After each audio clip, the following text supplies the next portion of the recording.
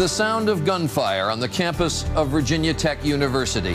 Deadly gunfire. Tonight, a lone gunman carries out the worst mass murder in U.S. history. On this day, a tranquil college campus became a killing field. Well, today the university was struck with a tragedy that we consider of monumental proportions. The toll, 32 killed, many more wounded, and a nation in shock. Schools should be places of safety and sanctuary and learning. When that sanctuary is violated, the impact is felt in every American classroom and every American community. New details and troubling questions. What triggered the murders? How did the gunman run loose for 2 hours? And how could anyone do such a thing? Tonight, campus tragedy, massacre at Virginia Tech. From ABC News headquarters, this is World News with Charles Gibson. Good evening. It is an act of evil on a scale that we've never seen in this country before. At 7:15 this morning, in a Virginia Tech dormitory, a lone gunman shot and killed 2 people, beginning what would become the deadliest shooting spree in U.S. history. More than 2 hours later, undetected, he had reached an engineering classroom building where he killed 30 people more. The rampage ended when the gunman, still in the classroom building, turned one of his semi-automatic pistols on himself. What happened in those 2.5 hours was a nightmare of unprecedented proportion. 32 were killed, including the gunman. 33 died, and more than 25 other people were injured, many of them tonight fighting for their lives. There are troubling questions in the aftermath. Why were students innocently sitting in class 2 hours after the first shooting incident? We're going to begin tonight with ABC's David Curley, who is on the Virginia Tech campus. David? Charlie, stunning sadness here. The full scope of what happened is still sinking in. So many dead, so many shots fired. In fact, you can hear 27 of those shots and the terror of this morning on a scratchy video.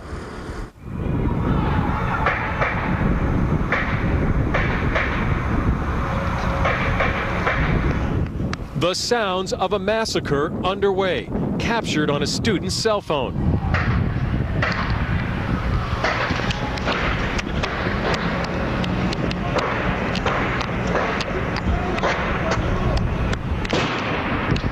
Whoa!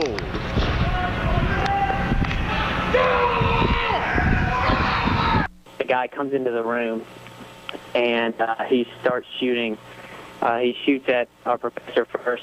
He continued firing for about 1.5 minutes. After that, he just stopped shooting and ran out and went on to another room because we heard more shots fired.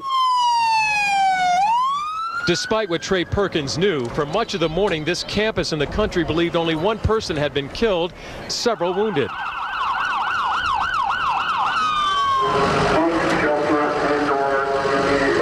Everyone was walking, and then the police started driving up the hills, and they just said run, so everyone had to start running, and then we heard gunshots. Then, this stunning news from the campus police chief. We have a ballpark figure on fatalities. It's at least 20 fatalities. But that estimate proved too low. 4 hours later, the full scope of the carnage. It is now confirmed that we have 31 deaths from the Norris Hall, including the gunman. It was 7:15 this morning when the first 911 call was made. Shots fired at West Ambler Johnston dorm, home to nearly 900 freshmen. The shooting, according to witnesses, was on the woman's 4th floor. 2 are reported dead there. University police thought it was an isolated incident. No campus-wide lockdown was ordered. But 2 hours later, on the other side of campus in the engineering building Norris Hall, the rapid firing of a gun in classrooms. Students barricading the doors from the inside to keep the gunman out. Others trying to escape any way they could. We were just sitting in class, and all of a sudden we heard these loud banging noises. We weren't sure if they were construction, because we had stuff going on in the building next door. And all of a sudden we heard some screaming coming through the walls. Everybody started to panic. We were going to run out the front door, and someone opened it, and we heard shots coming down the hallway, so everybody started jumping out of the window. But for 30 students, 30, there was no escape. The gunman, described by one student as an Asian American about 6 feet tall and wearing a cargo vest, killed himself.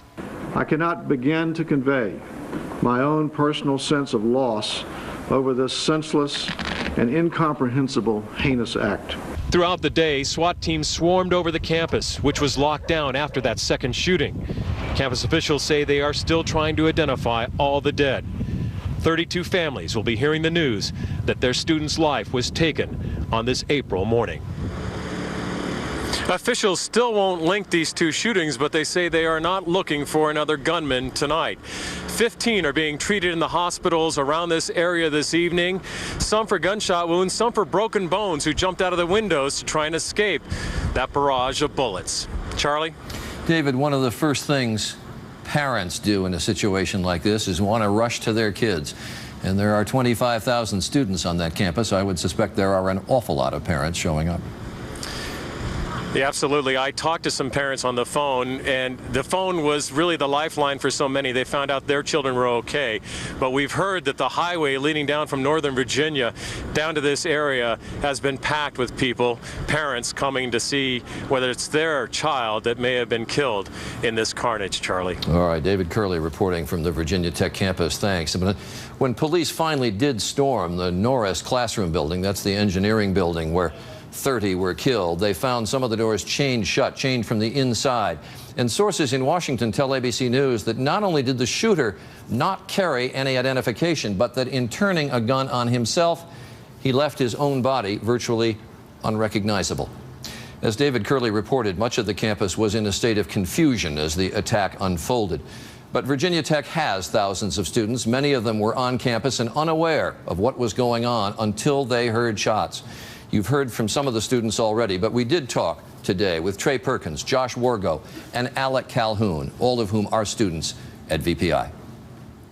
We heard what sounded like a really, really loud, maybe hammer or something next door, and we ended up hearing screams and realized kind of what was going on. So we tried to lock the front door. It didn't have a lock.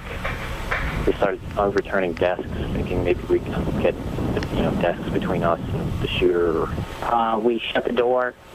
We got up against it, like in case he was trying to come back in. And then he did try to come back in and fired a couple shots, but fortunately didn't hit anyone.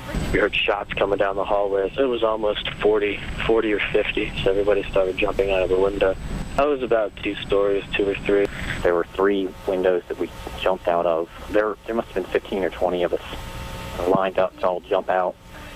The first 4 or 5 people fell and it got hurt. A couple of my classmates, when they jumped out of the window, one of them broke his leg. And I know one of my classmates fell on her back, and I'm not sure how she's doing now. So I jumped into a bush first. So I hit a bush and then rebounded and landed on my back. It was really fortunate that I made it out when I did, because the 2 people behind me ended up getting shot. I've heard from some of my other friends in the department. They're calling around 3 of my classmates who were in the class that I was in didn't make it out of the window in time, and they were shot. One of them got shot in the leg a couple times, and one's in the arm, and then 2 more were shot in the arms. They told me that my professor was shot in the face and didn't make it. I feel a little bit numb, I've never been in a situation like this before. When that door opened and I heard those shots, it sounded like they were just right around the corner, and I was scared. Some of the students at Virginia Tech who were literally right in the crossfire. Well, it's going to take some time to learn why the shooter went on today's deadly rampage. Tonight, the search is already underway for answers to that question and how he was able to claim as many lives as he did. ABC's Pierre Thomas, who was himself a student at Virginia Tech, is joining us tonight from Washington and has been covering this all day. Pierre? Charlie, the critical question tonight is, why did it take 2 hours to notify students there was a shooting on campus? Students want to know why all classes weren't canceled immediately and the campus locked down. The information we had on the first incident led us to make the decision that it was an isolated event to that building, and the decision was made not to cancel classes at that time. The first 911 call for help came in at 7:15 a.m. Some Virginia Tech students say the first email warning they received from the university about the shooting rampage did not come in until 9:26 a.m. Not everyone knew. No one was there saying, this is what's going on. Everyone get inside. Virginia Tech student Ben Hare posted this blog. They could have prevented most of this. The shooting began at 7:30 in the dorm. Classes don't start until 8. why couldn't they cancel classes for the day? We concluded first that the incident in the Ambler Johnson was domestic in nature and that you can only make the decision based on the information you know at that moment in time. They were wrong about that and this. We had information from witnesses and the evidence at the scene that led us to believe the shooter was no longer in the building and more than likely off campus. The two buildings are within 5 minutes walking distance on a campus that is completely open to pedestrians. If there was only one gunman, it is unclear what he was doing between the two shootings. Other key unanswered questions include, how was the gunman so easily able to get inside the dorm? And could anything have been done to keep the suspect or others from entering a second building? Most university police departments are not prepared to deal with hostage situations, mass casualty incidents, mass shootings. Multiple shootings are rare on college campuses, but when they do occur, they are often deadly, in part because of the openness of colleges. August 1st, 1966, University of Texas. A lone gunman in a tower sprays the campus with bullets. 14 are killed. November 1st, 1991, University of Iowa. A physics student kills 5 people. January 2002, a law student at Appalachian Law School fatally shoots his dean, a professor, and a fellow student. The university is expected to order a full-scale security review. And Charlie, as someone who attended that campus, this is simply devastating. And Pierre, as someone who has walked that campus many times as I have, and you know it better than I, it seems to me it would be almost impossible to secure that campus. It is so wide open, right off an interstate, among other things. It is completely open, and in fact, I can count at least 10 different ways to get on campus, and once you're a pedestrian on that campus, you have free reign to go anywhere you please. All right, Pierre Thomas reporting from Washington. Thanks. Well, many students of Virginia Tech had a 21st century response to the tragedy. They are children of the internet age, and so they immediately went online, using blogs and emails to exchange information, tell their families they were okay, and to console one another. Here's ABC's Bill Blakemore.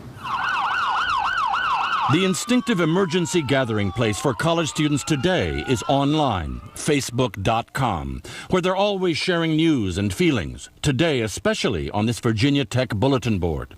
At 10:40 this morning, student Nick Bailey, since when did Blacksburg become a hotspot for escaped convicts and crazed gunmen? Later, Chris Banks, were any professors shot? Then Carlos Fernandez. If you are okay, please update your status in Facebook to say something like, I'm okay. Ben Hare. If this is where all the news broadcasters are contacting me from, stop doing it. Alumnus Ed M. I wish I was still in Blacksburg to be with everyone. Parker Trasberg. God bless Virginia Tech. And among the students, the emails and instant messages were flying, even from the hospital. I've been getting, calls and texts from people I haven't heard of in, a long time, just, them checking to see if I'm okay. One student started a blog called Madness on Campus by the boyfriend of Caitlin Carney. I check her schedule to find out that she in fact had her German class in Norris Hall. Now I'm freaked out and frantically try to call her, but she isn't picking up. I get a call from Montgomery Hospital. She tells me she's fine, stable.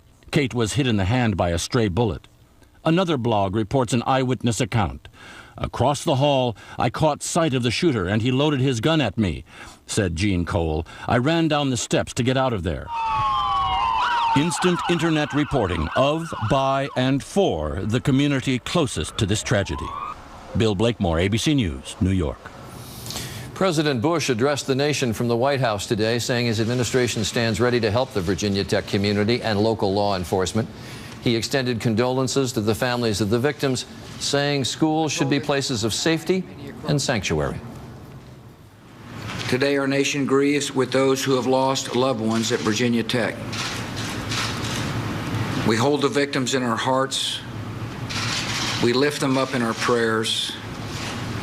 And we ask a loving God to comfort those who are suffering today. And I'm joined now by someone with extensive experience investigating mass shootings. Brad Garrett is a former FBI investigator and ABC News consultant. He was a lead investigator in the Washington, D.C. area sniper case, among others, and has been following the story at Virginia Tech since it broke today.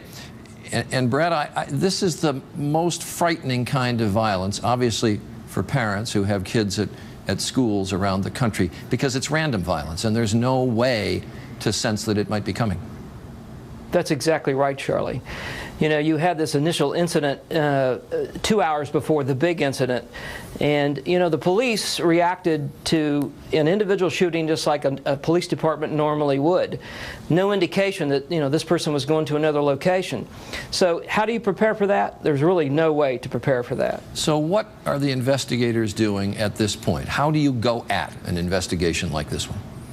Well, the key is probably going to be the initial homicide, because he committed that act for whatever reason that then led him to the second act. So the key is going to be looking at his relationship, I believe, with a female in the first shooting, doing an extensive background investigation on him. And you're going to want to go look at and talk to roommates, associates, family, and friends to draw a very quick but concise picture of him. Your suspicion is then that the first two victims, or maybe just one of those first two victims in the dormitory before he went to the engineering classroom building, was probably his target when he went on campus. I think that was the trigger, Charlie. The police said it may have been a domestic incident, which leads you to believe that perhaps he did know one of those people. But can you, Pierre Thomas raised the question, can you secure a college campus? There's no way, Charlie, to do that. I mean, it's wide open, several acres. You have, for example, Virginia Tech is a big commuter campus, so you have people traveling to and from that do not live on campus. There's literally no way to communicate with everyone in a timely fashion. All right, Brad Garrett, I appreciate you being with us. Thanks very much. The horror at Virginia Tech eclipsed one of the most notorious crimes in U.S. history. Our Pierre Thomas mentioned it. The August 1st, 1966 rampage at the University of Texas, a random killing spree that at the time had no precedent. You may recall a student, his name was Charles Whitman, climbed the school's clock tower and for 96 minutes fired at people below, killing 14 that day and wounding 31 before police killed him. The deadliest campus shooting until today. There have been several deadly mass shootings since the clock tower killings, including, of course, the rampage at Columbine in Colorado, which demonstrated that even high schools are not necessarily safe harbors from violence. There often is a clamor after such attacks for action to prevent the next mass shooting, but consensus has been elusive. We turn to our senior national correspondent, Jake Tapper. Gun violence on another campus. A reminder of that grim morning at Columbine High School 8 years ago this week. Eric Harris and Dylan Klebold killed 12 students and a teacher and wounded 24 others before turning the guns on themselves that day. A public outcry followed. Violent video games and movies were blamed, as were goth culture, heavy metal music, and bullying. Then President Bill Clinton pushed for stricter gun control. Harris and Klebold bought their guns at a gun show, which are exempt from federal background check laws. So Clinton called for the Republican-controlled Congress to close the loophole. It did not, which still angers Marjorie Lindholm, at the time a sophomore at Columbine. You know, we're the ones who can change this, and nothing's changed since Columbine. You know, and it does make me sick. It makes me physically ill. A massacre in Texas in 1991 prompted a complete opposite reaction for greater access to guns. At a Luby's cafeteria in Killeen, Texas, a gunman came in and killed 23 people. Susanna Hupp, who survived the attack, had left her handgun in her car so as not to violate the law against carrying a gun in public. Convinced her parents might still be alive if she'd had her gun with her, Hupp led the charge to change the law to allow Texans to carry concealed weapons. Whatever remedies they seek, Americans regularly react with revulsion to shootings such as today's.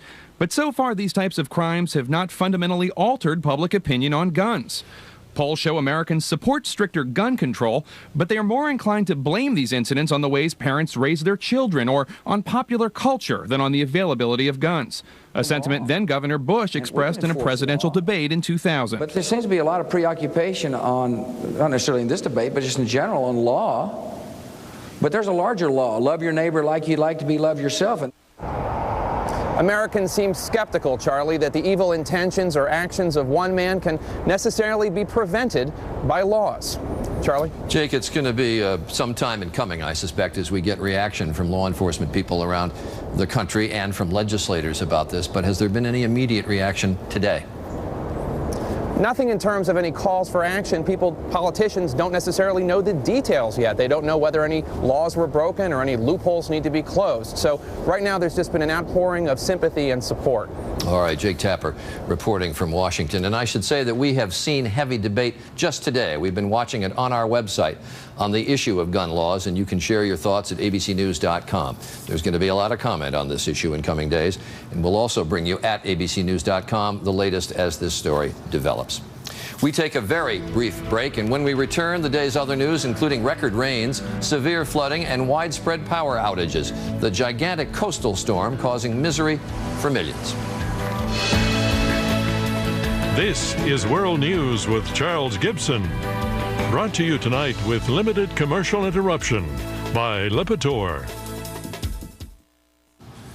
There is other news to report tonight. Millions of people may finally be able to think tonight about recovering from a two-day storm that drenched the East Coast from Florida all the way north to Maine. The nor'easter, with record rainfall and high winds, is blamed for at least 9 deaths. More than 700,000 people lost power. More than 8 inches of rain fell in New York City, even more in its suburbs. It started late Saturday and didn't start to let up until late today. Here's ABC's John Berman. Much of suburban New Jersey submerged. West Virginia, waterlogged. And parts of upstate New York and New England, shoveling snow. I heard it was going to be record-breaking, but it looks like the Nile River running down the street. The monstrous weather front, some 800 miles long, spared almost no one on the East Coast. This is what we call a classic nor'easter, an intense low-pressure system which develops off the southeast and develops a very strong northeasterly wind, creating lots of rain. Lots of rain doesn't even begin to describe Mamaroneck, New York, where the National Guard spent the night rescuing dozens of families. In New Jersey, 1,400 people were evacuated from their homes. Everything is flooded. The bedroom is flooded. The kitchen is flooded. I can't stay here. Greg Gear owns an auto body shop in Lodi, New Jersey. He says he's been through floods before, but this one, it was just too much. This is my home because this is where I work 10, 12 hours a day, and it hurts. Up and down the East Coast, high winds and high tides battered beaches. This is what they mean by storm surge. You can see the waves crashing right up against this seawall, but this isn't even the worst of it. 4 hours ago was high tide. The water was pouring over this wall and carrying rocks and sand right into the streets. And there we go. In Boston, the Boston Marathon got off to a wet and windy start, but at least it was on schedule. Travelers were not so lucky. After a rain-soaked weekend, hundreds of flights were again canceled at New York and New England airports, and delays stretched past 3 hours. Tonight, the storm is still pounding the Northeast, bringing heavy rain to the coast of Maine and snow inland. This is like storm of the century. It's stuff Stephen King writes about. And it's not over yet. John Berman, ABC News, Winthrop, Massachusetts. In Washington, the Senate Judiciary Committee has postponed a hearing that will feature Attorney General Alberto Gonzales because of the Virginia Tech shootings. Gonzales was scheduled to testify tomorrow about the firing of 8 federal prosecutors. He'll now testify on Thursday. He's already released his opening statement declaring that he never sought to mislead or deceive the Congress or the American people about his role. But Democrats and some Republicans say it's his answers to questions that will determine whether he keeps his job. Overseas, this has been a tumultuous day in Iraq. The U.S. military announced the deaths of 5 American troops and 6 Iraqi cabinet ministers loyal to the radical Shiite cleric Muqtada al-Sadr resigned to protest Prime Minister Maliki's refusal to set a timetable for the withdrawal of U.S. troops. Before we leave, a brief review of the main story tonight. A gunman carried out the worst mass murder spree in U.S. history today. Opening fire at Virginia Tech, it was a murder spree that took almost 2.5 hours. 32 people were killed before the shooter turned the gun on himself. More than 25 other people have been injured, some critically, And President Bush, addressing the nation from the White House, said his administration stands ready to help the Virginia Tech community and local law enforcement. He said the nation's prayers are with the victims of today's unprecedented attack. The shooter has not yet been identified. We close tonight's broadcast with the cruel contrast of today's violence. One of the most respected places of higher learning, shocked by unthinkable brutality. We live in an age of video, on television, the web, everywhere you look. But sometimes single images are the more chilling. For single images stick in your mind. And today we saw pictures that you just don't want to think can be associated with a school or a university. A great college turned into an armed camp. Police streaming across college greens. Wounded students being hurried to waiting ambulances. Many ambulances. Some to carry the wounded, some to carry the dead. Students huddling in classrooms, their cell phones lifelines to the outside world. Or students standing in campus doorways wondering when it's safe to come out. As the president said today, we think of campuses as sanctuary. We parents send our sons and daughters there to be safe. But by definition, so are campuses open. Open to new thoughts, open to the students, open to outsiders. But in just a matter of hours, the sanctuaries don't feel as safe. And the very people we most want to protect from the realities of the day, our kids, are left to wonder if it might happen again on their campus. And that is World News for this Monday. You can stay with ABC News for the latest on the Virginia Tech shooting with a one-hour version of Nightline tonight and tomorrow on Good Morning America. And then tomorrow night there will be a special edition of Prime Time at 10 o'clock Eastern. I'm Charlie Gibson. I wish I could say this has been a good day. It hasn't. For all of us at ABC News, good night.